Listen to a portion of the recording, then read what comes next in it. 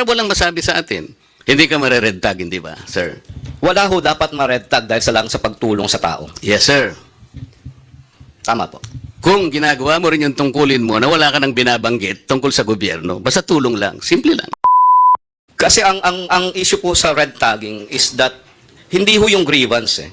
Hindi yung grievance because that's a fundamental right. No, but if you are doing The that, fact that- you might not be an objective person to at least go into your commitment later on na makakraft tayo ng batas on red tagging because you are already opinionated. I'm only asking you that we should have a dividing line. Yes, Your Honor, but we have to be clear. What is red? We are very clear about red, it. red is community. The NTF-LCAC must do also some preventive measures. Yes, Your Honor, I agree. In fact, Okay. in Excuse our me. meeting with them, with the Please allow me NTF-LCAC, to first address the chairperson.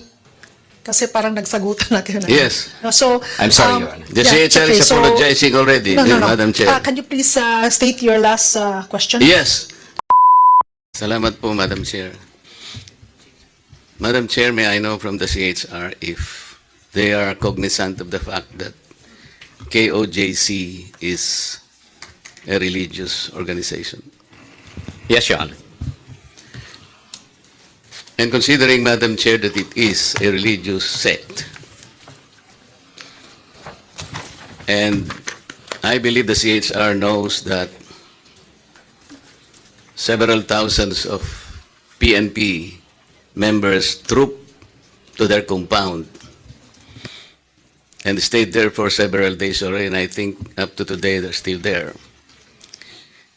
Did you happen to investigate whether there are civil rights violated by the members of the PNP in encamping in their compound? Thank you, Your Honor. Yes, the Commission is investigating the incidents concerning the KOJC, Your Honor. What did you find out initially? The field, or our regional office, is still conducting its investigation, and we expect the regional office to submit its recommendation the soonest, Your Honor. And yes, I agree with you that there are several rights that may be involved here. One of which is, as you mentioned, the religious freedom of the KOJC members, and there may be other civil liberties that may be affected, Your Honor. Yes, and earlier, Madam Chair, we noted that the CHR acceded to one of our interpellators' proposition that preventive is the better side of the CHR's function, correct? Yes, Your Honor. And before everything else happened, like what you said, that there might have been several acts already done in violation of their civil and political rights, did you not bother to at least post some of your members or anybody there even before the events unfolded so that we could have prevented most of it, if not all? We had, Your Honor.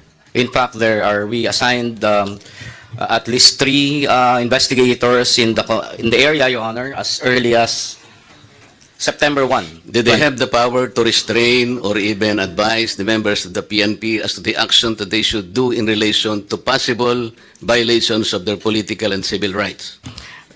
They have no power to prevent, Your Honor, but they can advise the state actors. Did they advise the state actors? Yes, Your Honor. In fact, And what did the state actors do after being advised? and as we all know, Your Honor, they proceeded. Considering, Madam Chair, that it is a religious denomination, I would surmise that the worship services were interrupted. Some activities connected with the religious belief might have been interrupted.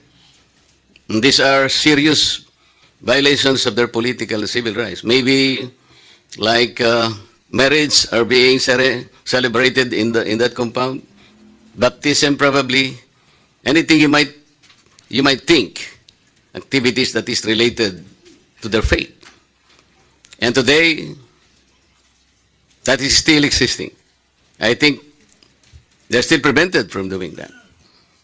What does the CHR intend to do or have done in the first place?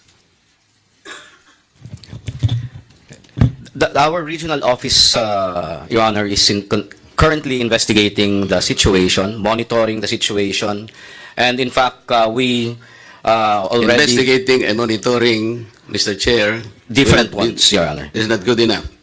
Considering the unfolding of events in several days and continuing up to today, I think CHR should do something because we need to protect them.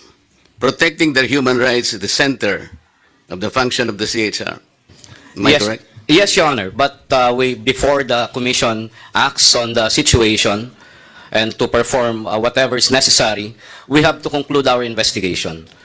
So we have to determine based on our By own investigation, sir, you mean you are able to identify the persons, the number of persons, and their acts, and the damage or damages suffered, or the number of acts that constituted violations of their civil and political rights. Yes, Your Honor. Those are among the details that we might need. And when can this committee receive a report so that probably even Congress can act on it and do something about it? Yes, Your Honor. As soon as the investigation is concluded, Your Honor, and the commission and bank. You have a time frame, sir? I'm sorry for being insistent, but this is violation of civil and political rights. You need to protect people. We understand, Your Honor. That's why we directed our regional office to expedite the investigation. In fact, the region already submitted a few recommendations on a few rights involved. And as we know, the incident is continuing as of the moment, and we cannot finish. The investigation is continuing, Your Honor. At the But least-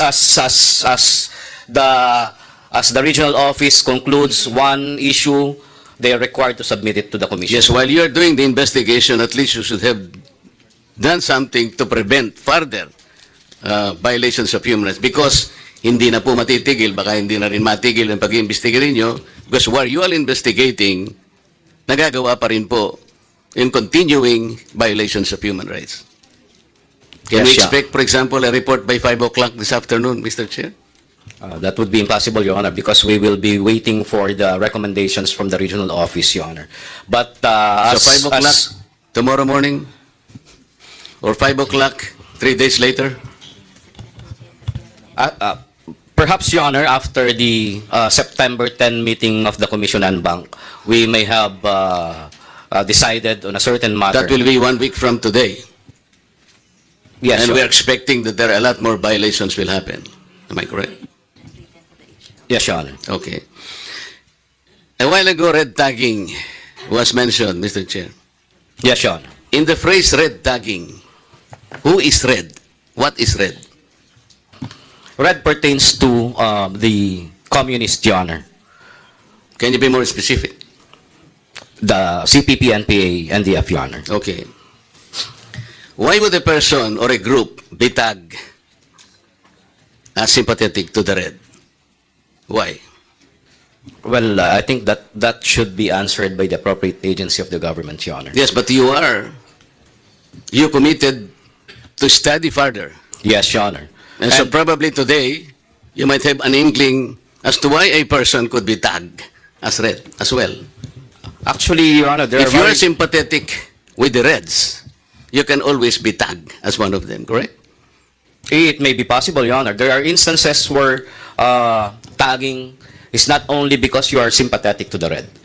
Well, based on the accounts of victims, Your Honor, the mere fact that they are serving the people, the poor people in a community, they are already tagged. The mere fact that they are advocating for a certain right, they are already tagged. So it depends on it's not up to the commission to answer the question, Your Honor. It's up to the government agencies involved in the I'm tagging, raising Your this Honor. point, sir, because they can use a defense that we are only trying to help people. Like trying to protect their rights also, your human rights. This representation, for several days already, is fighting for the rights of ABS-CBN workers who have been denied of their rights to compensation, as already ruled by the Supreme Court by way of execution. Until today, they're struggling to get the rightful compensation already awarded by the Supreme Court. Ginawa ko po ito meeting with the NLRC officials themselves, including the Secretary of Labor. But I did that without making any resentment against the government. I did that because I want to help the people. I cannot be red tag, is it not, Mr. Chair? Well, it's an experience, Your Honor. You're not answering my question. I cannot be red tag by doing that. Yes, Your Honor. Yes, thank you. Yun nga po yung gusto kong sabihin. Eh. If that group of persons cannot even, let's say, denounce the doings of the NPA, they can be red tag. And that's understandable. Am I correct? I think we have to make this the If I am term asked- red, Your Honor, If I clear. am asked to denounce, for example, the works of the Reds, and I did not do it, I can be red tag. At hindi ako pwedeng sisihin. Tama po? Well, may mga experiences po ang mga tao na pagka there are instances where people were asked to denounce the CPP, NPA, NDF, and once they refuse, they are tagged. Hindi ho namin ma-deny yun because there are claims. Pero that kung may halimbawa ganyang po ang pangyayari. gagawin nila, yung tulong lang talaga. Huwag mo na silang i-instigate. Sabihin na lang nating tulong lang talaga. Huwag na nating instigate against the government para walang masabi sa atin. Hindi ka mare-red tag, hindi ba, sir? Wala ho dapat ma-red tag dahil sa lang sa pagtulong sa tao. Yes, sir. Tama po. Kung ginagawa mo rin yung tungkulin mo na wala ka nang binabanggit tungkol sa gobyerno, basta tulong lang. Simple lang. Tama ba?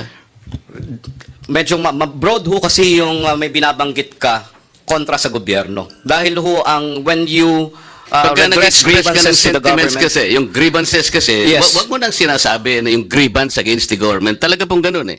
Kailangan natin pagtulong-tulungan ito. Ang government is doing what it can to protect our people. Ganun na lang. agree po ako doon. Kaya lang isa ho sa fundamental rights guaranteed by the Constitution is to redress government for grievances, Your Honor. Yes, sir. And But without- by addressing the government, But their without grievances, Your instilling Honor, in the people, no, yung sentimiento against the government. Yun ang problema lang. That's the point. That's the dividing line. Para lang hindi tayo ma-red tag so that we can keep ourselves from this side, alam natin yung isang side. There should be a dividing line. may I be allowed, Your Honor? Kasi ang issue po sa red tagging is that hindi ho yung grievance eh. Hindi yung grievance because that's a fundamental right. No, but if you are doing The that, fact that- you might not be an objective person to at least go into into your commitment later on na makakraft tayo ng batas on red tagging because you are already opinionated. I'm only asking you that we should have a dividing line. Yes, Your Honor, but we have to be clear. What is red? We are very clear about red, it. red Excuse me, is excuse me. communism, Your Honor. And the mere fact that you are espousing the ideology of communism does not mean you are violating any law. The problem lies in the fact that CPP and NPA NDF was designated as a terrorist under the anti-terror law. And Madam when Chair, you last na lang, to cut it short, the NTF-LCAC must do also some preventive measures. Yes, Your Honor, I agree. In fact, Okay. in Excuse our me. meeting with them, with the Please allow me NTF-LCAC, to first address the chairperson kasi parang nagsagutan na kayo. Yes. So, I'm sorry, Your Honor. The yeah, it's CHR is okay. So- apologizing already, No, no, no. Madam Chair. Can you please state your last question? Yes, I'm trying to stress a point that if we know to observe the dividing line, Madam Chair, you cannot be red tag. That is the point. Yes, go ahead, Chairman. I agree, Your Honor. Okay, thank you very much, Madam Chair. Matapos ang mainit na talakayan sa pagitan ni Congressman Marcoleta at ng CHR, umani naman ito ng iba't ibang reaksyon mula sa ating mga netizens. Ayon kay Emelina Benitez, it's been days. Yet, no submitted report from the regional CHR from KOJC incidents in Davao. Or still, the CHR is doing its best, doing nothing at all. Pahayag naman ni Jobert Banda, napakahalata naman itong CHR na ito, makakaliwa kaya halatang walang ginagawa sa mga nangyayari sa Davao. At ito naman ang saloobin mula sa ating kababayan na si Celia Di Maculangan, yan ang congressman na totoong may malasakit sa taong bayan. Hindi kabilang sa mga buwaya dyan sa Congress kuwit saludo kami sa'yo Kong Marcoleta. Mga kababayan, feel free to comment below para maglabas ng saloobin sa balitang ito.